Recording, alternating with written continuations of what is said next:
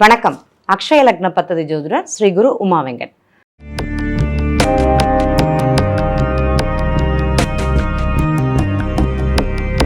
நம்ம இப்போ சப்தகன்னி மாதா ஒரு நண்பர் கேட்டாங்க, சப்தகன்னி மாதாவை பற்றி சொல்லுங்க அப்படிங்கிறது அவங்களுடைய கேள்வியாக இருந்தது. ஏன்னா அவங்களுடைய ஜாதகம் அனுசரித்து அந்த சப்தகன்னி மாதா வழிபாடு அப்படிங்கிறது உங்களுக்கு நல்ல பலனை கொடுத்தது.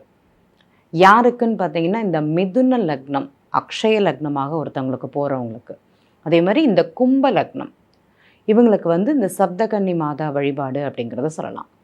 யாரெல்லாம் இந்த சப்தகன்னி மாதா நீங்கள் பார்த்தீங்கன்னா 7 தேவியர்கள். இந்த சப்தகன்னி மாதா உருவானதே ஒரு பெரிய சரித்திரம்னு சொல்லலாம். சும்ப நிசும்பர்களை வதைக்கிறதுக்காக பார்வதி தேவி உடலிலிருந்து பிரிந்தவங்க தான் இந்த சப்தகன்னி மாதா.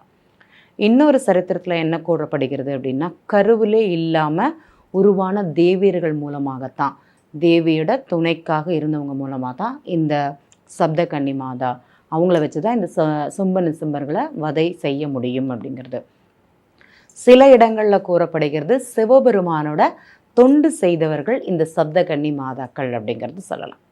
இவங்களுக்கு ரொம்ப விசேஷம் என்னன்னு பார்த்தீங்கன்னா, இவங்க 7 பேர்: பிராமி, வைஷ்ணவி, வாராகி, சாமுண்டி, இந்திராணி, அதுமாதிரி கௌமாரி.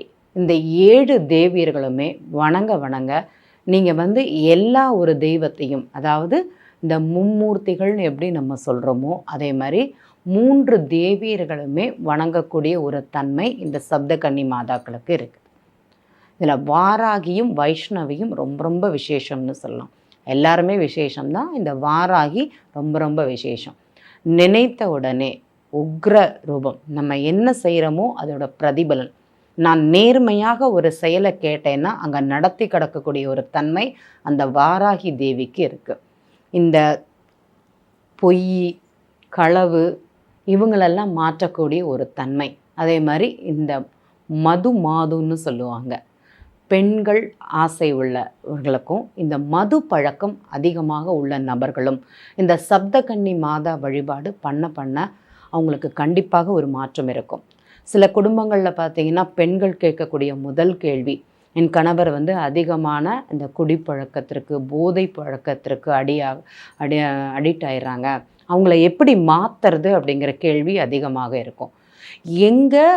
எந்த கோவிலில் இந்த சப்தகன்னி மாதாவோட ஆலயங்கள் இந்த நடை இருக்குதோ அங்கே போயிட்டு சுவாமிக்கு ஒரே ஒரு பன்னிநீர் ரோஸ், அதாவது பன்னீர் ரோஜாப்பூ வாங்கி வச்சுட்டு வந்தால் கூட போதும். ஏன்னா அவங்களுக்கு இருந்ததுன்னா நீங்கள் மாலையாக கூட வாங்கி போடுங்க. அந்த மாலைக்கு, அந்த மலருக்கு அவ்வளோ ஒரு மகிமைன்னு சொல்லலாம். இது செய்ய அந்த கணவர் அப்படிங்கிறது அந்த மனைவி பேச்சை கேட்கக்கூடிய ஒரு தன்மையும், இந்த குடும்பங்களில் பிரிவு இருக்கக்கூடியவங்க இந்த சப்தகன்னி மாதா வழிபாடு பண்ண இந்த ஒற்றுமை அப்படிங்கிறது நிலவும். என் கணவர் என்னை விட்டுட்டு போகிறாங்க, என் மனைவி என்னை விட என்னுடைய பாசம் அவங்களுக்கு கம்மியாக இருக்குதுன்னு யாரெல்லாம் நினைக்கிறாங்களோ அவங்க இந்த சப்தகன்னி மாதா வழிபாடு கண்டிப்பாக பண்ணலாம். இந்த 7 தேவியர்களுமே சேர்ந்து உங்கள் வாழ்க்கையில் ஒரு ஒற்றுமையை கொண்டு வருவாங்க. இந்த நவகிரக தாக்கத்திலிருந்து அதிகமாக சில லக்னங்கள் போகும்போது, உதாரணம் சொல்ல போனீங்கன்னா இந்த துலா லக்னம், இந்த துலா லக்னத்துக்கு கிரக ஆளுமைகள், கிரக தாக்கங்கள் அதிகமாகவே இருக்கும். ஏன்னா இந்த 6ஆம் அதிபதி குரு, 8ஆம் அதிபதி சுக்கிரன், 10ஆம் அதிபதி சந்திரன், 12ஆம் அதிபதி புத பகவான். அப்போ இந்த ஜாதகருக்கு தனக்கு கிடைக்க வேண்டிய பாக்கியம் இருந்ததுன்னா அது ஒரு விரயம் இருக்கும். முயற்சி பண்ணாங்கன்னா அதில் ஒரு பிரச்சனை இருக்கும். ஜாதகரே ஒரு பிரச்சனை, வேலை பார்த்தீங்கன்னா அங்கே நிரந்தரமாக இருக்காது. இந்த துலா லக்னக்காரங்களுக்கு வேலை 1 மாதத்தில் ஒரு வேலை, இல்லைன்னா 6 மாதத்துக்கு ஒரு வேலை. அந்த மனமாற்றம் உங்களுக்கு அதிகமாகவே இருக்கும். வார்த்தைகளுடைய வீரியத்தன்மை அப்படிங்கிறது அதிகமாக இருக்கும். நம்ம என்ன பேசுகிறோமோ அது கூட நிதானமாக, அதாவது அந்த நிலையில்லாத பேச்சுன்னு சொல்லுவாங்க. இன்றைக்கி ஒன்று பேசுகிறது, நாளைக்கு ஒன்று பேசுகிறது, பாத்தி மறைச்சு பேசுகிறது. சில குடும்பங்களில் பார்த்தீங்கன்னா ரகசிய குடும்பங்கள் கூட நம்ம பார்த்துருப்போம். இப்போ இவங்கெல்லாம் இந்த சப்தகன்னி மாதா வழிபாடு பண்ண அவங்க வாழ்க்கையில் ஒரு நல்ல மாற்றம் கண்டிப்பாக வந்திருக்குது. நீங்கள் பெரிய ஒரு பழம் வாங்கி அந்த 7 பழத்தில் வெத்தலை பாக்கு பழம் கொண்டு வச்சுட்டு வந்தாலே போதும், மாற்றம் கண்டிப்பாக இருக்குன்னு சொல்லலாம். இந்த துலா லக்னம் போகிறவங்க குடும்ப வாழ்க்கையில் பிரச்சனை, எனக்கு அது சந்தோஷமாக வரணும்னு நினைக்கக்கூடியவங்க அந்த சப்தகன்னி மாதா கோவிலில் ஒரே ஒரு சுமங்களுக்கு ஒரு வெத்தலை பாக்கு ஒரு பழம் வச்சு கொடுத்துட்டு, அதே மாதிரி அங்கே ஒரே ஒரு மருதாணியும் சேர்த்து வைத்து கொடுங்க. உங்களுக்கு மகிழ்ச்சி அப்படிங்கிறது அங்கே தானாக தேடி வரும்னு சொல்லலாம். கண்டிப்பாக உங்களுக்கு கிடைக்கக்கூடிய இடம் அந்த கோவிலில், அந்த நடையில், அந்த தேவி சன்னதியில் கணவனும் மனைவியுமாக சேர்ந்து தான் கொடுக்கணும். இந்த கரு உருவாகி அந்த கரு கலைஞ்சு போயிடும். அதுக்கு அந்த உருவாக்கக்கூடிய தன்மை அந்த கர்ப்பப்பைக்கு அப்படிங்கிறது அவங்களுக்கு இருக்காது சில ஜாதகரக்காரங்களுக்கு. இவங்களுக்குமே இந்த சப்தகன்னி மாதா வழிபாடு ரொம்ப சிறப்பாக இருக்கும். கும்ப லக்னக்காரங்களுக்கு இது மோஸ்ட்லி நம்ம பார்க்கலாம். அதே மாதிரி சிம்ம லக்னக்காரங்களுக்கு பார்த்திங்கனாலுமே இவங்களுடைய கிரகம் அனுசரித்து தான் ஒரு ஜாதகத்திற்கும் இந்த 5ஆம் பாவகம் எப்படி இருக்குது, 8ஆம் பாவகம் எப்படி இருக்குதுன்னு பார்த்துட்டு தான் இதை சொல்ல முடியும். அப்போ அந்த 5ஆம் பாவக அதிபதி நல்லா இருந்தாங்கன்னா குழந்தை பிறந்துவிடும். இந்த அஷ்டமாதிபதின்னு சொல்லக்கூடிய கிரகம் அவங்களுக்கு நல்ல நிலையில் இல்லை அப்படின்னா அந்த நிறைய தடவை கரு உருவாகி அழியக்கூடிய ஒரு தன்மை அப்படிங்கிறது இருக்கும். அவங்களுக்கு இந்த வழிபாடு பண்ணணும். சரி, எனக்கு நான் இதை கும்பிட்றேன், அவங்களுடைய அருள் எனக்கு எப்படி கிடைக்குது, எனக்கு பரிபூர்ணமாக அருள் வந்துருச்சா, இல்லைனா நான் இன்னும் கொஞ்சம் அதை உணரணும்னு சொல்லக்கூடிய நண்பர்கள் உங்கள் வீட்டில் 2 வாழைக்கன்று வாங்கி நடுங்க. அது வளர வளர அந்த சப்தகன்னி மாதாக்கள் அதே மாதிரி உங்களுடைய குலதெய்வ அருளும் உங்கள் கூடவே சேர்ந்து வரும்னு சொல்லலாம். அந்த வாழை இலையை பயன்படுத்துவது, வாழையடி வாழையாக உங்கள் வாழ்க்கை கண்டிப்பாக மலரும். அதில் உள்ள மகத்துவம் அப்படிங்கிறது அந்த வாழைக்கும் அந்த சப்தகன்னி மாதாவோட அருளும் உங்கள் குடும்பத்திற்கு என்றென்றும் நிரந்தரமாக இருக்கும். ஏன்னா இந்த கும்ப லக்னக்காரங்களுக்கு பார்த்தீங்கன்னா கரெக்டாக இருக்கும், கட் அண்ட் ஸ்ட்ரிக்டாக இருக்கணும். ஒரு செயலை அன்றே செய்யணும், இல்லைன்னா நான் செய்கிறதே ரொம்ப தயக்கமாக செய்வேன், அது சரி வராதுன்னு தெரியாது அப்படின்னா அது பக்கமே நான் போக மாட்டேன். அந்த மாதிரி மென்டாலிட்டி தான். எனக்கு தெரியும் நீங்கள் என்ன சொல்கிறது அப்படிங்கிற ஒரு தன்மை இருக்கும். அதே மாதிரி பொருளாதாரத்தை பற்றியும் அதே மாதிரி தன்னுடைய சந்தோஷத்தை பற்றியும் அவங்களுக்கு அதிகமான சிந்தனைகள் அப்படிங்கிறது இருக்காது.